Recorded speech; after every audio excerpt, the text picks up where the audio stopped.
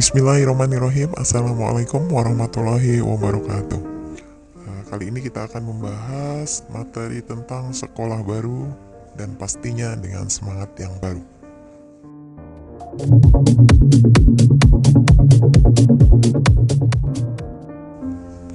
Awal masuk sekolah haruslah diisi dengan semangat. Jika dari awal memulai di sekolah baru dengan semangat, tentunya hari-hari kita di sekolah pun akan bersemangat dan lebih bersemangat untuk belajar dan meraih prestasi. Persiapan mental juga dibutuhkan oleh setiap siswa dalam menghadapi penyesuaian dengan sekolah dan lingkungan yang baru.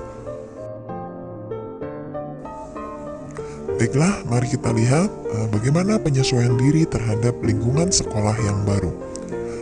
Setiap memasuki lingkungan yang baru, kita pasti akan merasa asing karena belum mengenalnya, sering merasa bingung, malu, takut, serta ragu-ragu.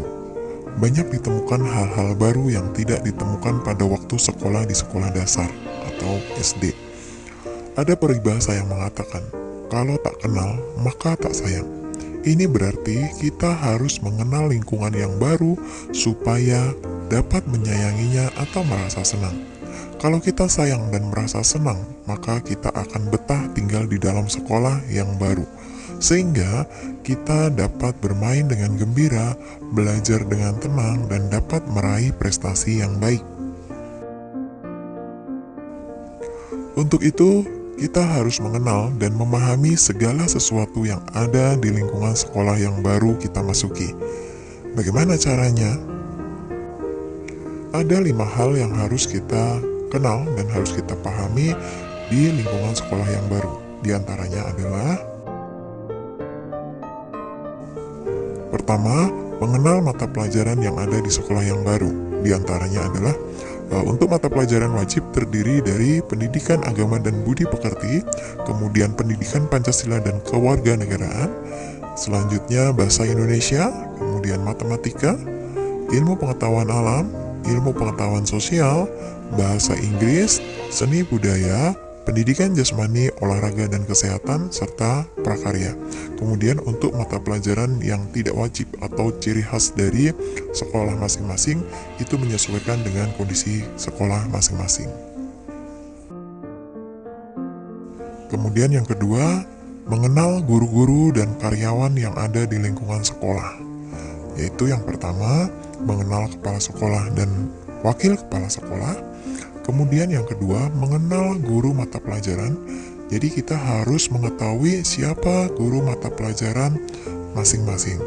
Kemudian yang ketiga, mengenal guru BK.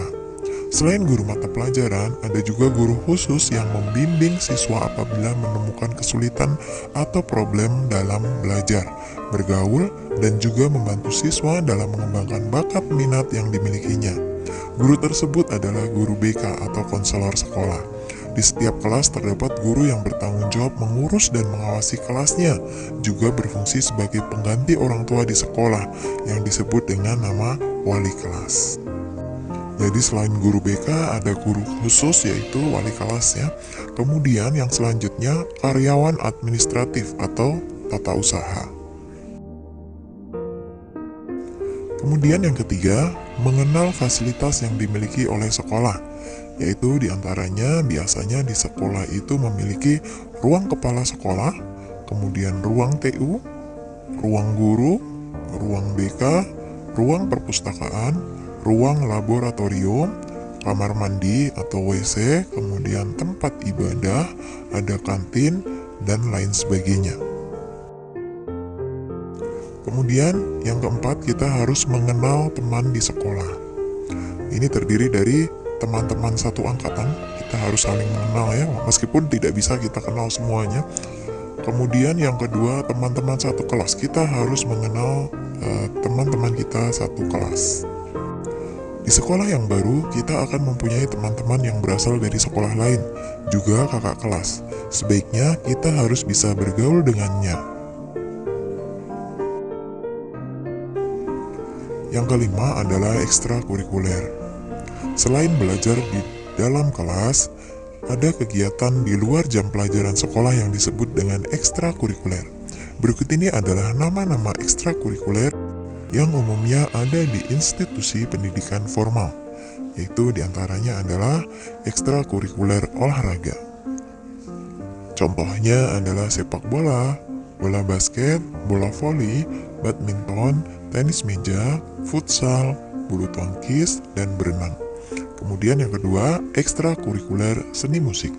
Ini bisa berupa paduan suara, marching band, paduan suara, angklung, band, nasyid, qasidah, orkestra, dan karawitan.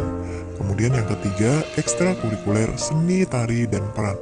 Ini terdiri dari teater, tarian tradisional, modern dance. Yang ketiga yaitu ekstrakurikuler seni bela diri. Di antaranya adalah silat, taekwondo, karate, wushu, dan merpati putih. Kemudian yang keempat, ekstrakurikuler seni media.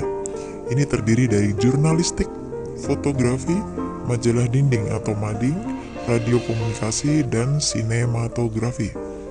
Kemudian yang terakhir, ekstrakurikuler yang lainnya biasanya terdiri dari pramuka, paskibra, kemudian komputer, pencipta alam, bahasa, otomotif, palang merah remaja atau PMR, karya ilmiah remaja atau KIR, kemudian kerohanian yaitu rohis, kemudian wirausaha, dan koperasi siswa atau kopsis.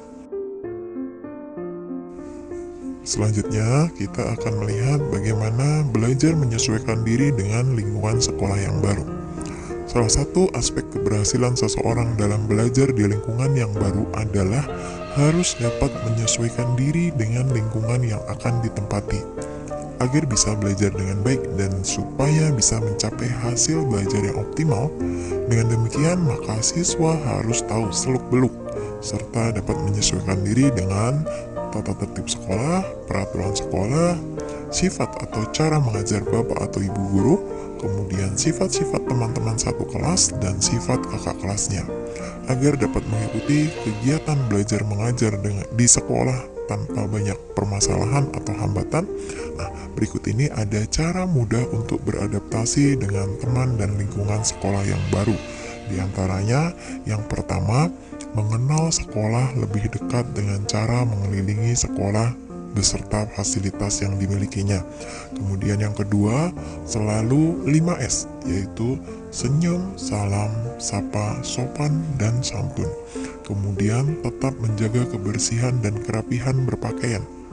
Kemudian yang selanjutnya, berusaha untuk selalu taat pada peraturan yang ada di sekolah dan mengikuti organisasi. Kemudian, lebih mengenal semua guru dan karyawan di sekolah, terutama wali kelas serta guru BK. Yang selanjutnya, selalu menghargai sesama.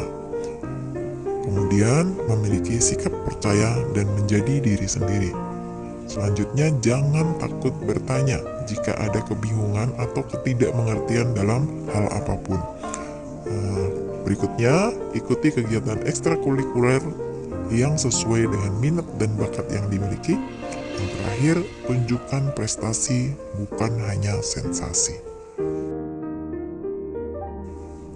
Dengan belajar menyesuaikan diri dengan berbagai komponen-komponen sekolah di lingkungan yang baru, maka harapannya para siswa dapat belajar dengan lebih efektif dan dapat berkembang secara optimal sesuai dengan kemampuannya masing-masing. Adapun sekolah merupakan tempat terjadinya proses kegiatan belajar mengajar. Keberhasilan belajar di sekolah selain harus dapat belajar menyesuaikan diri dengan komponen-komponen lingkungan sekolah, juga sangat tergantung dari cara belajar yang harus dilakukan oleh siswa. Nah, berikut ini ada beberapa cara belajar di sekolah. Di antaranya yang harus kita pahami adalah persiapan belajar dalam mengikuti KBM, serta bagaimana caranya bisa belajar secara mandiri. Kita akan melihat bagaimana persiapan belajar di dalam mengikuti kegiatan belajar mengajar atau KBM. Yang pertama, kita harus berdoa sebelum pelajaran dimulai agar diberikan kemudahan dalam mengikuti pembelajaran. Kemudian yang kedua, menyiapkan diri sebelum guru masuk kelas, seperti menyiapkan perlengkapan buku dan alat tulis lainnya. Kemudian yang ketiga, memperhatikan dan mendengarkan penjelasan guru mengenai pelajaran yang sedang dibahas dengan penuh konsentrasi sehingga dapat memahami dan mengerti dengan mudah. Kemudian Kemudian yang keempat, bertanya kepada guru bila ada materi yang belum jelas atau belum dimengerti. Kemudian yang kelima, mencatat hal-hal yang penting. Kemudian yang selanjutnya, diskusikan dengan teman-teman materi yang dipelajari sehingga memperoleh pemahaman dan kesamaan pendapat. Kemudian yang selanjutnya, membuat kesimpulan dari materi pelajaran yang telah dibahas. Nah, selanjutnya kita akan melihat bagaimana kita bisa belajar secara mandiri. Belajar mandiri adalah proses belajar yang dilakukan oleh siswa sendiri tanpa harus disuruh oleh orang lain. Dengan membahas materi pelajaran yang ada di buku-buku pelajaran atau buku modul, buku paket pada jam-jam kosong atau jam-jam istirahat, serta mendapat tugas dari guru atau guru piket. Belajar mandiri dapat dilakukan di sekolah maupun di rumah. Dari hasil belajar mandiri, siswa akan mampu membuat suatu kesimpulan dan menyelesaikan tugas-tugas dari guru. Nah, pengertian belajar mandiri menurut Heemstra adalah sebagai berikut. Yang pertama, setiap individu berusaha meningkatkan tanggung jawab untuk mengambil berbagai keputusan. Kemudian belajar mandiri dipandang sebagai suatu sifat yang sudah ada pada setiap orang dan situasi pembelajaran. Yang selanjutnya, belajar mandiri bukan berarti memisahkan diri dengan orang lain. Nah, dengan belajar mandiri, siswa dapat mentransferkan hasil belajarnya yang berupa pengetahuan dan keterampilan ke dalam situasi yang lain. Selain itu, siswa yang melakukan belajar mandiri dapat melibatkan berbagai sumber daya dan kreativitas seperti membaca sendiri, belajar kelompok, latihan-latihan, dialog elektronik, dan kegiatan korespondensi. Kemudian, peran efektif guru dalam belajar mandiri masih dimungkinkan, seperti dialog dengan siswa, pencarian sumber, mengevaluasi hasil, dan memberi gagasan-gagasan kreatif. Nah, di beberapa institusi pendidikan sedang mengembangkan belajar mandiri menjadi program yang lebih terbuka, seperti Universitas Terbuka. Ini sebagai alternatif pembelajaran yang bersifat individual dan program-program inovatif lainnya. Baiklah, untuk selanjutnya, agar kita semangat untuk memasuki sekolah yang baru, berikut ada beberapa tips agar kita semangat memasuki sekolah yang baru. Yang pertama, biasakan tidur lebih awal agar kita bisa bangun lebih pagi. Kemudian yang kedua, siapkan perlengkapan belajar. Yang ketiga, buat jadwal atau mengatur waktu dan kegiatan. Kemudian yang keempat, menata tempat belajar. Yang kelima, fokus pada impian dan target. Yang keenam, selalu berpikir positif. Kemudian yang ketujuh, buatlah pertemanan baru. Ya, artinya kita harus membangun pertemanan yang baru dengan teman yang baru di sekolah yang baru. Kemudian yang kedelapan, jadilah diri sendiri dan selalu percaya diri. Yang kesembilan, jangan bolos sekolah. Kalau kita sudah mencoba sekali bolos sekolah, itu akan mengakibatkan kebiasaan membolos sekolah. Kemudian yang ke-10, terlibat dalam kegiatan sekolah, termasuk kegiatan ekstrakurikuler. Kemudian yang ke-11, tumbuhkan rasa bangga dengan sekolah kita. Yang ke-12, mengenal semua fasilitas sekolah yang ada di sekolah baru kita.